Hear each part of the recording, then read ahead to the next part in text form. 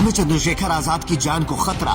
प्रचार के लिए पहुंचते ही हो गई सुरक्षा में चूक। बिहार पहुंचने से पहले ही वापस ली गई सुरक्षा। फ्लाइट लेट, रैली से रोका, साजिश के सबूत। बिहार में चुनाव अपने चरम पर है और सारी पार्टियों ने ताकत झोंक रखी है। असदुद्दीन ओवैसी और चंद्रशेखर आजाद भी अब इस समर में कूद गए हैं, लेकिन कोई है जो चंद्रशेखर आजाद की जान लेना चाहता है और अपने प्लान में कामयाब होने के लिए साजिशें कर रहा है। क्योंकि सोचिए, चंद्रशेखर आजाद को बिहार में कोई सुरक्षा नहीं दी गई। वो जब दरभंगा एयरपोर्ट से सहरसा के लिए निकले तो बाहर उनकी एक ही गाड़ी मौजूद थी और कोई पुलिस एस्कॉर्ट भी उनके लिए नहीं थी।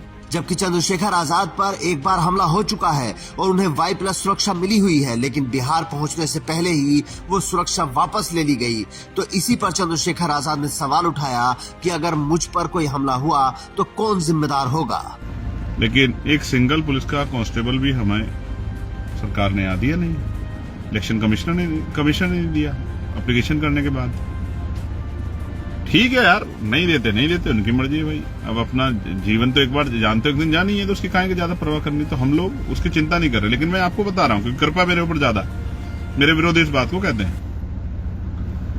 अब क्या है कि हम लोग निकले तो जाम और तमाम इस सब के पीछे साजिश की बुक क्यों आ रही है, उसे पूरे घटनाक्रम से समझने की कोशिश कीजिए। चंद्रशेखर आजाद ने बताया कि 1 नवंबर सुबह 10 बजे उनकी दिल्ली से दरभंगा के लिए फ्लाइट थी, जिसका टिकट पहले से बुक था। लेकिन सुबह होते ही उनके पास मैसेज आया कि उनकी फ्लाइट 3 घंटे लेट है। इसीलिए चंद्रशेखर आजाद ने दूसरी फ्लाइट कराने का सोचा, लेकिन फिर एयरलाइन ने बताया कि उनकी फ्लाइट टाइम पर है। तो चंद्रशेखर आजाद ने दूसरा टिकट नहीं लिया। पर जब वो एयरपोर्ट पर पहुंचे तो पता लगा कि फ्लाइट 1 घंटा ऑलरेडी लेट है। अब उनके पास कोई विकल्प नहीं था, क्योंकि इतनी जल्दी कोई दूसरी टिकट भी नहीं ली जा सकती थी। जैसे तैसे चंद्रशेखर आजाद ने फ्लाइट ली और जब दरभंगा एयरपोर्ट पर लैंड होने का वक्त आया तो पायलट ने अनाउंस किया कि अभी एयर ट्रैफिक ज्यादा है, इसलिए लैंडिंग में डिले होगा। उसके बाद एयरपोर्ट के आसपास ही काफी देर तक प्लेन चक्कर लगाता रहा, तब जाकर कहीं लैंडिंग हुई। जब बाहर निकले तो चंद्रशेखर आजाद की सुरक्षा में कोई पुलिसकर्मी भी नहीं था और दरभंगा एयरपोर्ट से सहरसा की दूरी करीब 100 किलोमीटर है, जिसे पूरा करने के लिए कम से कम 3 घंटे लगते हैं,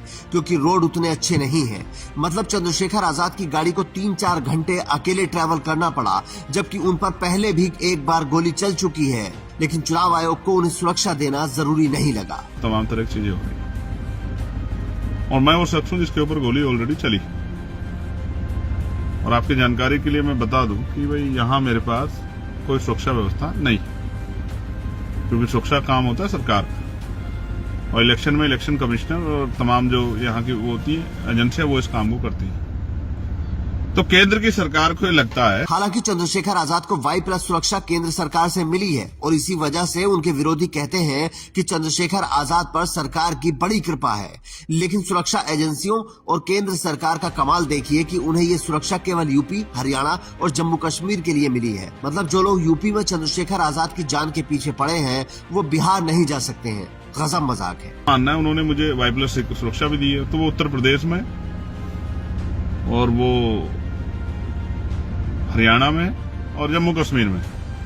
तो केंद्र की हमारी सरकार को लगता है और एजेंसियों को कि दिल्ली में या बिहार में या देश के और राज्यों में मुझे खतरा नहीं। ये उनकी सोच है, इसलिए उन्होंने और कहीं मुझे सुरक्षा प्रोवाइड करवाई नहीं। तो मैं सोचता हूं एक आदमी को कितनी परेशानियों से गुजरना पड़ता है।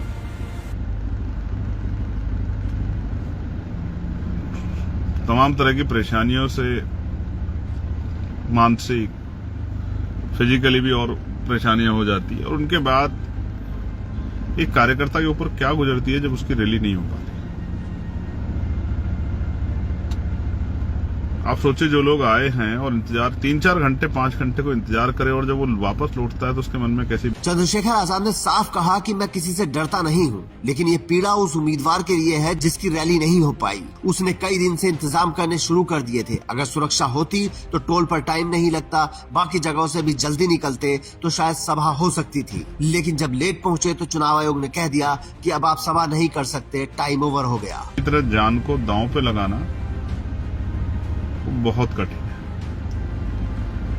जिस तरह के हालात हैं, जहां ये नहीं पता कि कहां से गोली आएगी और कौन वैचारिक विरोध में सरफिरा आपके साथ किस तरह का व्यवहार कर देगा, वहां मैं सिंगल गाड़ी से जाके प्रचार के लिए निकलता हूं अपने 4-5 साथियों के साथ, क्योंकि ऐसा नहीं कि मुझे चाहने वाले कम है, लेकिन समस्या ये है कि अगर उन चाहने वालों को पता लग जाए कि मैं उस रास्ते से गुजर रहा हूं तो मुझे जहां मुझे पहुंचना है 2 घंटे लगेंगे, वो मुझे 4 घंटे में नहीं जान देंगे। मैं उनके प्यार को जानता हूं, और ये बिहार में भी मिलता है, ये मध्य प्रदेश में मिलता है, ये उत्तराखंड में भी, राजस्थान, हरियाणा, पंजाब, यूपी, सब जगह मिलता है। ये छत्तीसगढ़, उड़ीसा में मिलता है, ये झारखंड में मिलता है। इस गलतफहमी में मत रहना कोई कि प्यार करने वाले लोग कम है, लेकिन साधन उनके पास कम है, इस बात को मैं जानता हूं। उन पे अपनी गाड़ियां नहीं है 4 पहियों की, लेकिन दिल उनके बहुत बड़े हैं। अगर मैं एक आवाज लगा दूंगा चिंगाड़ के, सड़कें भर जाएंगी। मैं बिहार में भी जो चंद्रशेखर आजाद जो इशारा कर रहे थे और जो वो कह नहीं पा रहे थे, उसको समझने की जरूरत है। क्या कोई है जो पीछे से प्लानिंग कर रहा है? फ्लाइट लेट होती है, सुरक्षा नहीं दी जाती, और फिर परमिशन होने के बाद भी चुनावी सभा नहीं करने दी जाती, और फिर उस बिहार में अकेले सफर करने पर मजबूर किया जाता है, जहां मोकामा में अभी अभी कांड हुआ है, और नेता के साथ क्या हुआ है सबको पता है। क्या जंगल राज जैसे हालात वाले बिहार में चंद्रशेखर आजाद को खतरा नहीं है, जबकि उन पर कई बार पहले भी हमला हो चुका है? उनकी पार्टी लंबे समय से Z+ सुरक्षा की मांग कर रही है। अगर आपको भी लगता है कि चंद्रशेखर आजाद की सुरक्षा बढ़ाई जानी चाहिए, तो कमेंट करके सरकार तक अपनी बात जरूर पहुंचाएं। Bureau report, Indian news.